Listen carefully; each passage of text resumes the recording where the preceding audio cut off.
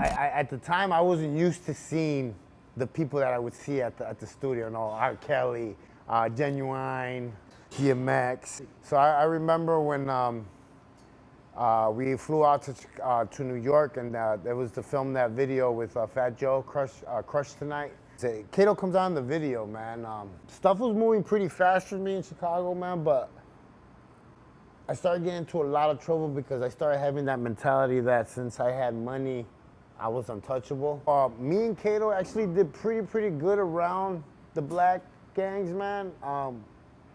We carried ourselves very well. Like, he used to make fun of me because I would be like on State Street where all the projects were at, and he would be over there on Roosevelt where he got killed, you know what I mean? We did well, like we knew how to treat people. And back then, a lot of Latino drug dealers would not mess with blacks because blacks are known for being stick-up boys. It's just what it is, you know, and they wouldn't mess with them.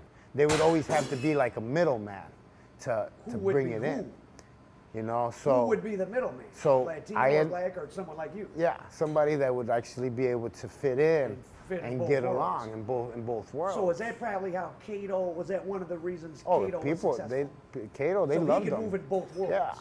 Yeah. And that was rare. Yeah. And you too. Yes. So, you know, I think it takes a lot of charisma, man. A lot of my friends, you know, and associates used to tell me that I should have been a politician. You know, people take a liking to us, and we know how to treat people, so that's why we grow strong bonds with people.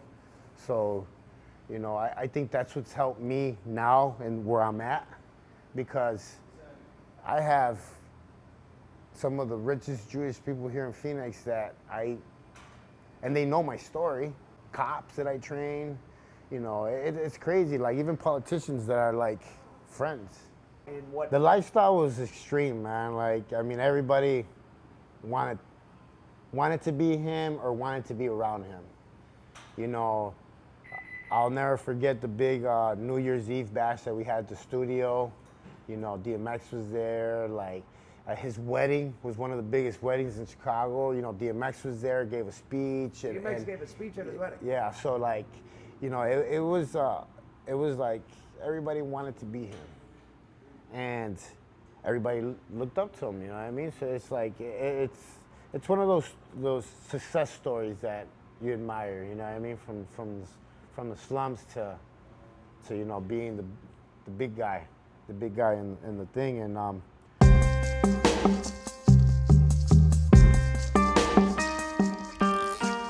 so the same disciples were getting really jealous that I was hanging out with him a lot.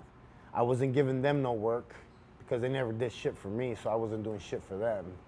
So I ended up going to a nightclub that they owned in downtown. Wait a second, a nightclub in downtown Chicago is millions of dollars. Yeah. So I went down there to celebrate my wedding with my wife at the time. Well, when I VIP'd my truck, somebody put a gun in my truck.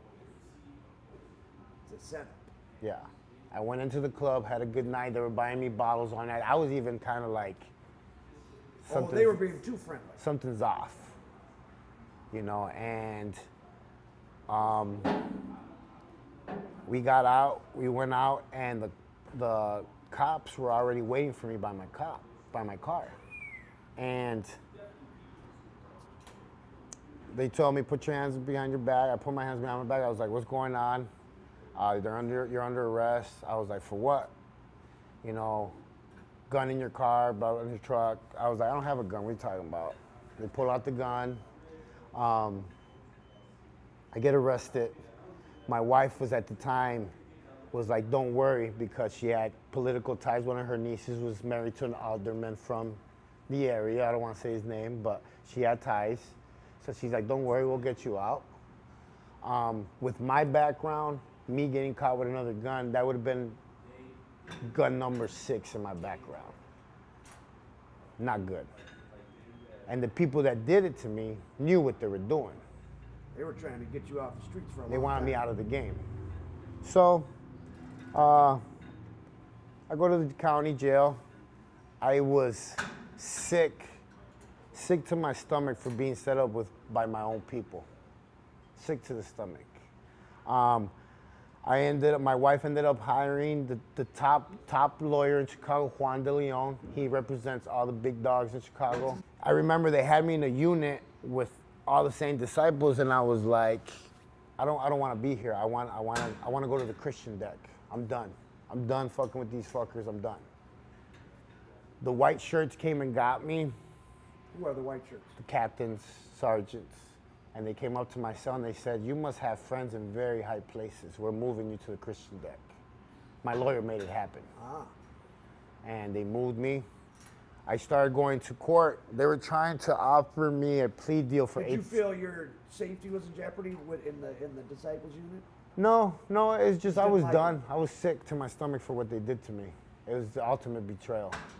And when they moved me to the Christian deck, I got the plea deal they were trying to give me. They were trying to give me 18 years. Yeah. For possession of a gun? Yeah. And my lawyer told me, don't worry about it. I got this case, blah, blah, blah. Anonymous phone call, too many iffies. And he beat the case in 3 months. Wow. 3 months. He actually got me out on bail, still being on federal probation. That's like really hard to do. Yeah. So got me out, beat the case, paid him. Now I really think that I'm untouchable. You're the Teflon Don.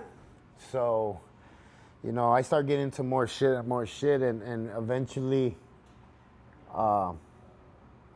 Kato stepped in and he was like, why don't you move to Arizona? Look out for Earl, be... Oh, so him and DMX were so close that he suggested you come out here and help Yes. DMX, because DMX needed to be looked after. Yes. Was DMX pretty out of control? Oh, yeah. When has he been out of control?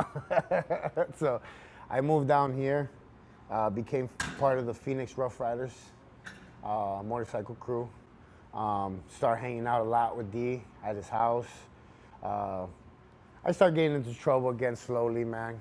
I caught a DUI, went to prison.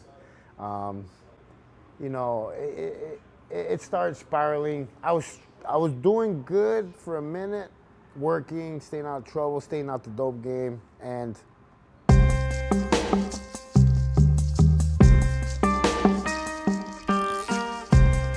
get the call. Valerie was the first one to call me, and it was a night. I don't remember what day, but it was at night. And she's like, yo, they just killed Kay. And I was like, nah, like, what are you talking about? Kay walks around with 20 guys. What are you talking about? And she's like, they just killed them.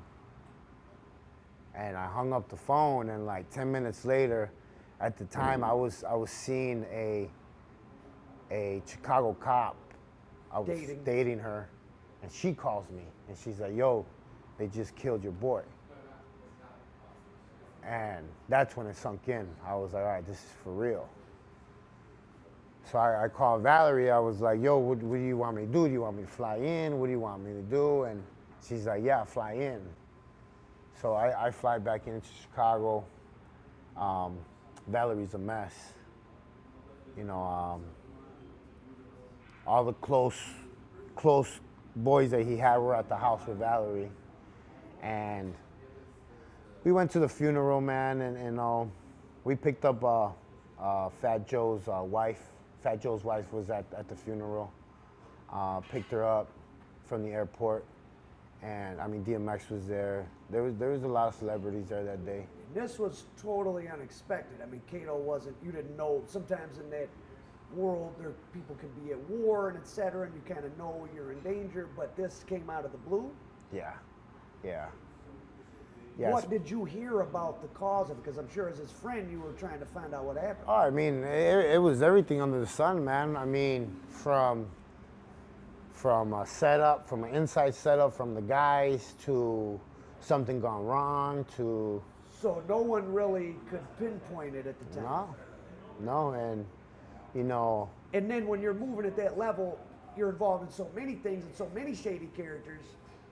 You don't know where it's coming from. Because they don't want you to have no power. It was all about money, hungry power at that time. Everybody wanted the power. But I can speak on this part. Maserati Rick wasn't that hungry, wasn't that type to have you killed because he wanted your power. Maserati Rick was just a open, friendly guy that just lived to be living. He made money. People didn't like him because he was making money. People didn't like him because he was getting the women.